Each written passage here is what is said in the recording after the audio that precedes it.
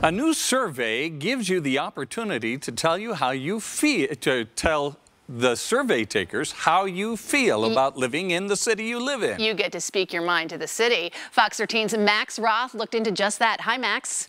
Hey, thank you so much, you guys. You know, Dr. Courtney Flint works to find out how you are feeling so she can tell your mayor, city council, and planners. And it turns out the Utahns felt pretty good in early 2020.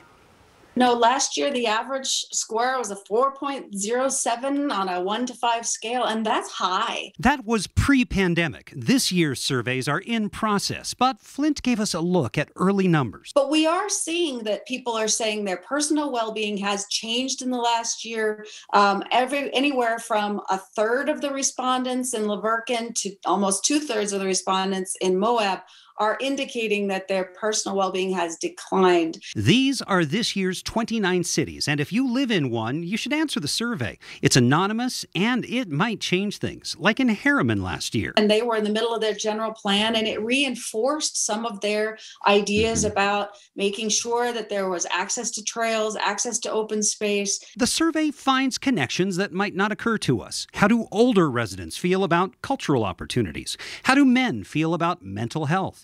How about religion in a resort town like Moab or a suburb like Harriman?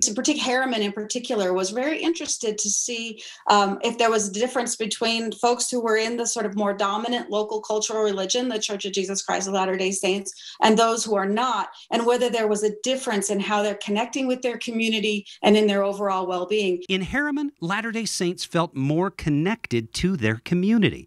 But there's one more key step to that. 110 Harriman residents reported a strong sense of well-being, and 94 of them also reported a strong connection to community. So there's a clear connection in Harriman. And of course, then you can go to a place like Moab, where the religious makeup of the community is completely different than that of many of our Wasatch Front communities, and see a very different dynamics. In Moab, Latter-day Saints were less likely to put high value on a connection to nature, cultural opportunities, leisure time, environmental quality, and mental and physical health. And in Moab, unlike Harriman, Latter-day Saints were not found to report a stronger connection to community over other religious preferences.